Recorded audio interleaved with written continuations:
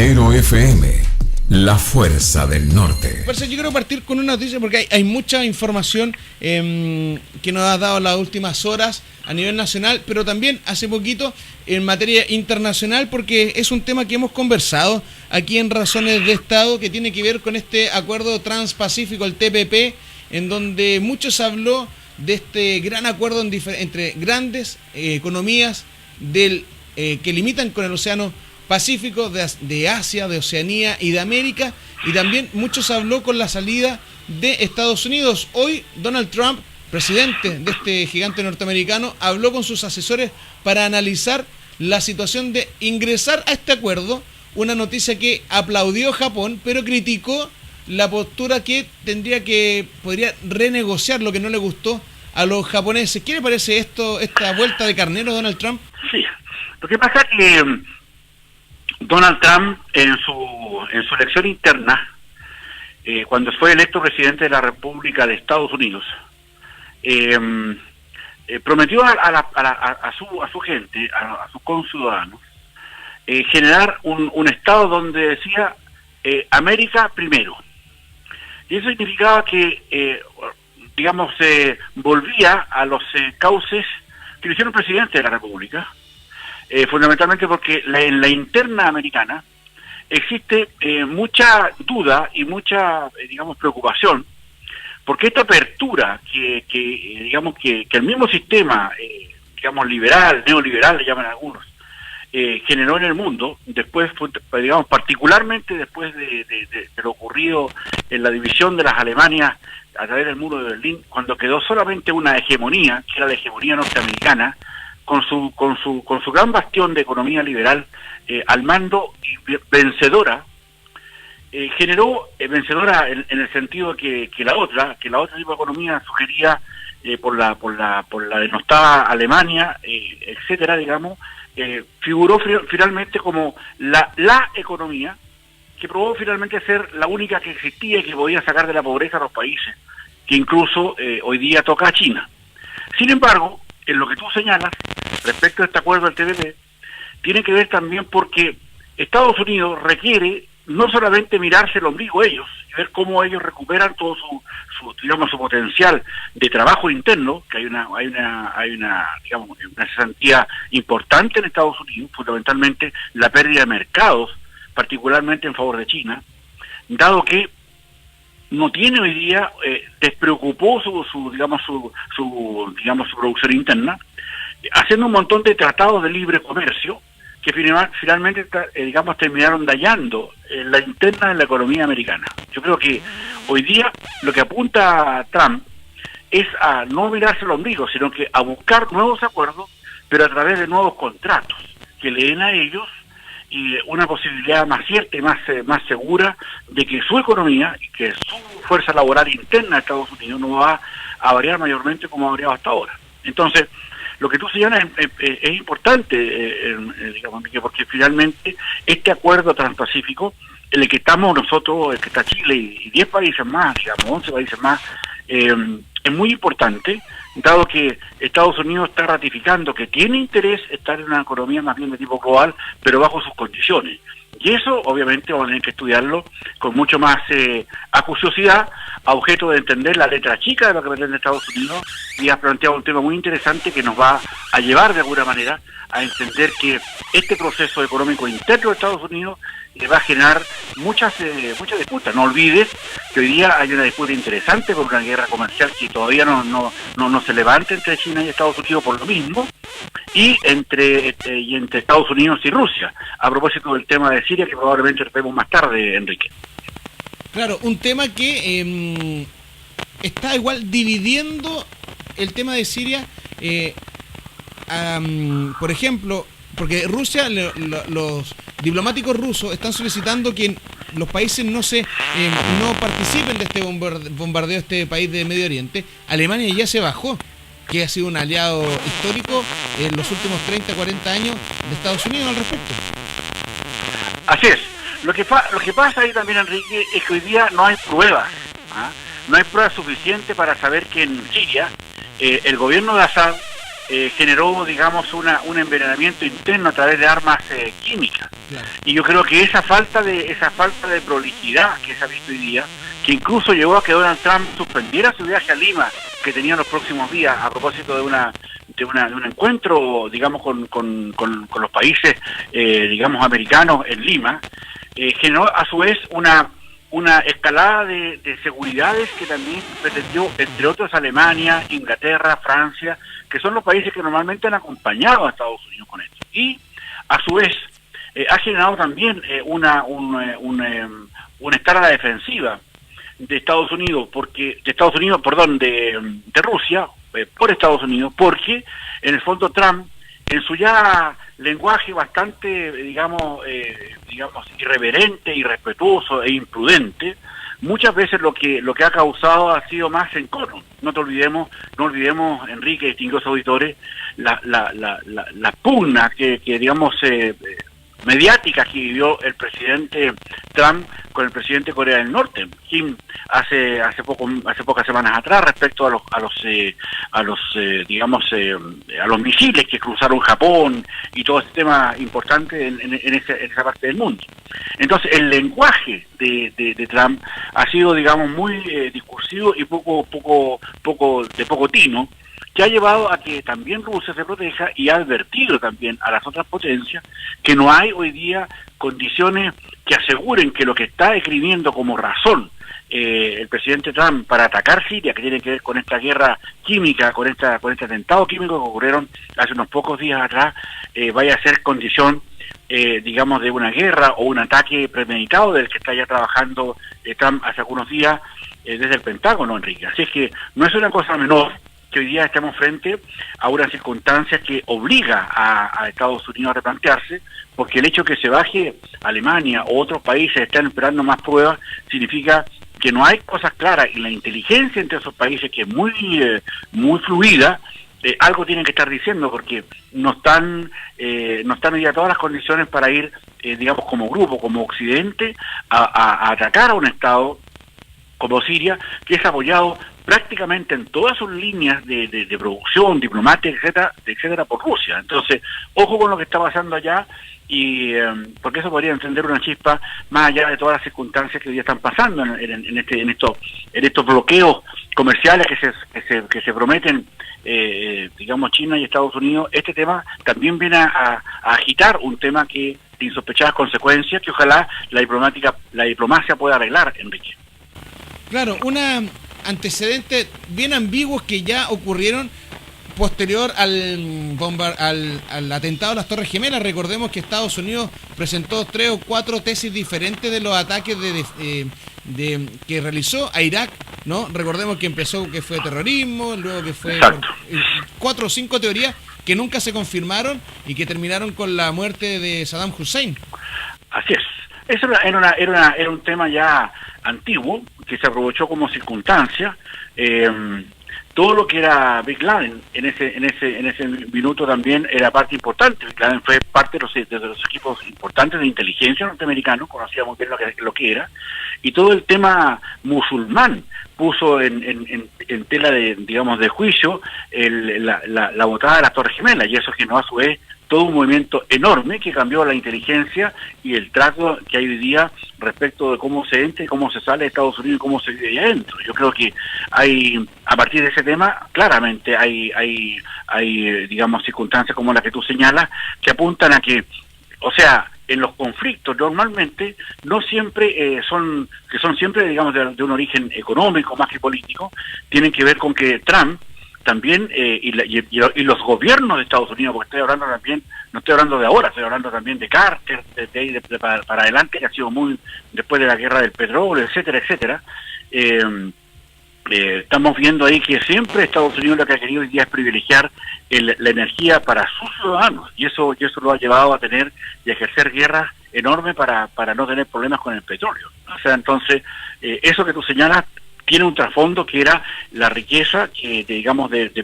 petróleo de Irán, y eso significaba a su vez y de todo ese sector digamos continental del mundo, digamos. Entonces no es fácil para Estados Unidos en ese minuto dejar pasar la oportunidad de llegar a Irak, porque de alguna manera le entregaba de nuevo el valor de poder comercializar o poder generar o controlar el crudo, que era lo importante y el trasfondo de esa guerra, Enrique. Claro, porque nos encontramos que Estados Unidos, varios cercanos a George Bush padre quedaron administrando algunas empresas petroleras en Irak y otros en Afganistán, pero de gas natural también. Entonces, esta lucha por la libertad, al parecer, no era tal, sino que se buscaba unos réditos económicos sumamente importantes, pero también hay otro tema sumamente fuerte que tiene que ver con esta carta que envió el Papa el día de ayer desde el Vaticano respecto a los abusos sexuales, pidiendo disculpas y dando una acusación que a mi juicio me parece bastante grave, donde señala que le habían entregado información sesgada, que omitía algunos datos que fue reconociendo con las entrevistas que se realizaron posteriormente. Yo creo que eso es gravísimo. Mira, tal vez es el problema más serio que ha tenido la Iglesia Católica Mundial en los últimos 30 años. Lo que ha pasado acá en Chile con el tema Caradima y los respaldos a Caradima y con todas las denuncias que hubieron, lo que ocurrió particularmente con el viaje del Papa a Chile hace unos pocos meses atrás, enero, yo creo que genera, Enrique, distinguidos auditores, un cambio en el cómo se controla desde hoy día la información desde la Iglesia Católica chilena hacia la jerarquía de la Iglesia, que está representada por el Papa. La carta del Papa, cuando uno la analiza y ha tenido el tiempo de revisarla un par de veces, es de una contundencia brutal. Y que él haya llamado finalmente a toda la Conferencia Episcopal de Chile a Roma, significa que los cambios que se avecinan son importantes, porque él pide perdón y pide, una especial consideración en otras palabras, por estar mal informado. Y que esté mal informado el Papa, de donde la Iglesia tiene uno de los mejores servicios de inteligencia del mundo, por el tipo de información que posee, y el haber llegado a hacer de alguna manera el ridículo a Chile, habiendo muchos sectores de la Iglesia, particularmente su Iglesia, su congregación, la jesuita, que puso en atención respecto de muchos antes que él llegara, las circunstancias con las que él se iba a encontrar en Chile. Y la Conferencia Episcopal jugó un rol decisivo en, de alguna manera, ocultar la verdad de lo que estaba pasando, particularmente con lo público y relacionado con la Iglesia acá en Chile. Y yo creo que lo que está manifestando esto, respecto al respaldo que se le dio al obispo Barro, que es el gran centro de este tema, y la búsqueda de información que hizo una gente, un obispo especial que mandó para acá, el obispo de Malta, Chicluna, que mandó a hacer una investigación y que se entrevistó en Nueva York y en Santiago de Chile y en Concepción y en Talca y en Osorno, perdón, con toda la feligrafía que tenía intereses de saber qué es lo que pasaba esto. El Papa cambia totalmente radical por cuanto la información que recibe es de una calidad totalmente distinta a la que él recibió antes de viajar a Chile. No olvidemos también que por allá, a principios de enero del 2015, el Papa ya había establecido un criterio respecto a lo que pasaba con Caradima en Chile. Y eso se ocultó, se cayó tal vez, porque las pruebas internas que desbarataron esa perspectiva del conflicto, quedó anulada, quedó revisada o archivada, de manera en que no cobró vida. Pero esto que hace el Papa hoy día, lo que hace el Papa Francisco, es de una intención tremenda, porque en el fondo dice, en otras palabras, hay que corregir las circunstancias con las actuales la Conferencia Episcopal de Chile se ha comportado hasta ahora. Los invita a rezar. O sea, le está diciendo, en otras palabras, para que lo entendamos todo, o sea, un acto de contrición y de una búsqueda de un perdón interno por los errores que se cometieron acá en Chile. Y eso significa que hoy día está a todas luces, y se advierte dentro de lo que entendemos cómo se manejan los estados, y el Estado Vaticano es uno de ellos, que la información que llegó al Papa pasaba por su embajador aquí en Chile. Y el embajador acá en Chile, obviamente, yo creo que después de esto no va a seguir cumpliendo el cargo que acá ostenta, que es el nuncio apostólico, se llama los embajadores. Claro, entonces, yo creo que ahí hay un tema, Enrique, extremadamente delicado, y sobre todo porque acá en Chile hay una congregación que es la congregación digamos del Papa, que el Papa es un jesuita, el primer jesuita que es Papa en toda la historia de la humanidad. Acá en Chile la congregación es muy, muy importante y muy poderosa, y están detrás y aportando respaldo moral, ¿ya?, a las personas que fueron de alguna manera involucradas y digamos y violentadas en la época de Caraíma. Cuando vino el Papa a Chile, hace, como se llamaba por acá, los primeros días, la segunda semana de enero, se reunió con los jesuitas acá en Chile, en una parte muy especial que es en Santiago, donde está enterrado el Padre Hurtado. Y le hicieron ver todas esas circunstancias, y el Papa, digamos, se enfocó a que la información que se tenía era una información intencionada. Lo dijo allá en Osorno, lo señaló con claridad. Entonces, que haya un cambio significa que el Papa fue mal informado. Y esa debilidad de la mala información o la intencionalidad que había detrás de eso genera en hoy día más bien un encono que está haciendo que toda la conferencia episcopal en pleno vaya a Roma, y yo me atrevo a decir que, dadas las circunstancias, van a haber cambios importantísimos, van a cambiar varios obispos, la conferencia episcopal no va a ser más la misma, el nuncio apostólico, que es el embajador, va a salir de su cuadro, tiene que salir de ahí. Y en el fondo es también volver a colocar las cosas en su lugar de tal manera que se vuelva a poner el acento y la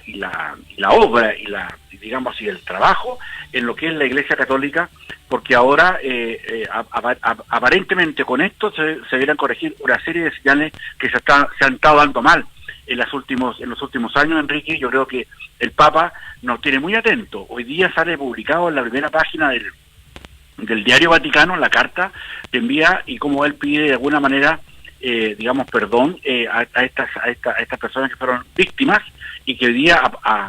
digamos a juzgar por las pruebas que le llevó el mismo obispo Chicluna que él mandó, fueron tan concluyentes que a él le obliga a cambiar totalmente de visión respecto a esto por haber estado mal informado o debilitada la información o sesgada, que para los directores o para los jefes de Estado es brutal, porque hoy día nos damos cuenta el error profundo que cometió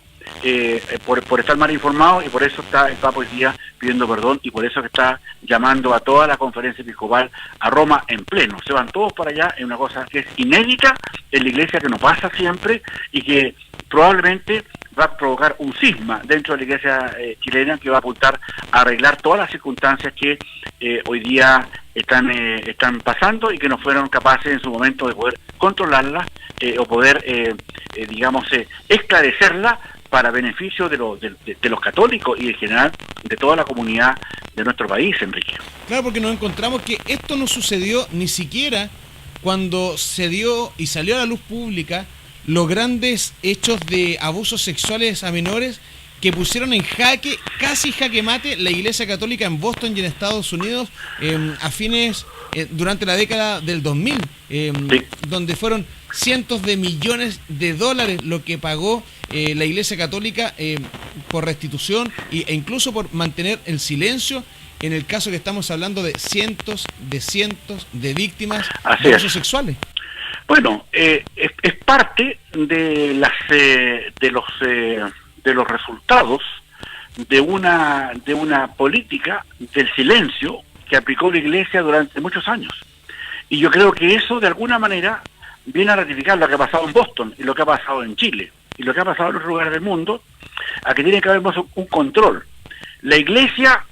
no es el recinto apropiado para que se escondan homosexuales, ni personas que vengan a digamos, a entregarnos, digamos, una vida escondida detrás de una decisión que ellos toman, que es una decisión tremendamente importante. Tiene que ver acá con cómo se regulan las relaciones y cómo se advierten para que nunca una situación de digamos, donde hayan o estén en peligro, se estén denunciando abusos, particularmente sexuales, la Iglesia lo esconda. Otra cosa distinta es que, de acuerdo a cada declaración, se haga con el mérito que sea suficiente, porque eso mañana podría significar que la Iglesia desaparezca porque van a tener, denuncias consecutivas y malintencionadas. No, se trata de que acá hay una institución, que no es una institución democrática, porque acá no se vota, excepto para ser papa, pero acá la institución de la Iglesia Católica, que rige particularmente el mundo occidental los últimos 2000 años, yo creo que pasa también por una revisión, de tal manera de que si hay alguna denuncia que hay que establecer con cierto criterio, con cierta atención, yo creo que hoy día nunca más se va a pasar de lado un asunto así, y hay que tener ojo y cuidado para que estas circunstancias no vuelvan a ocurrir. Y me da la impresión que lo que está haciendo el Papa hoy día con la Iglesia chilena va en esa dirección, mi distinguido Enrique, y ya me están prendiendo las ampolletas que se nos acabó el tiempo, sí. ¿Verdad? Exacto, esto es un cambio importante, recordemos, para ir cerrando, que al Papa Benedicto le costó la salida del Vaticano, también limpiar un poquito el tema de algunos obispos, arzobispos, cardenales vinculados al abuso de menores, y acá parece que se viene la mano firme, continúan con la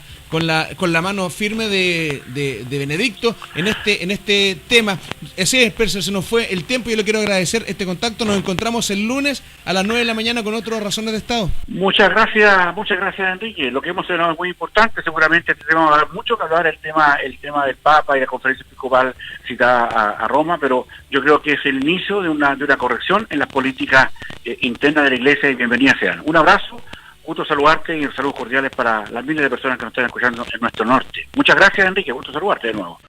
Matero FM, la fuerza del norte.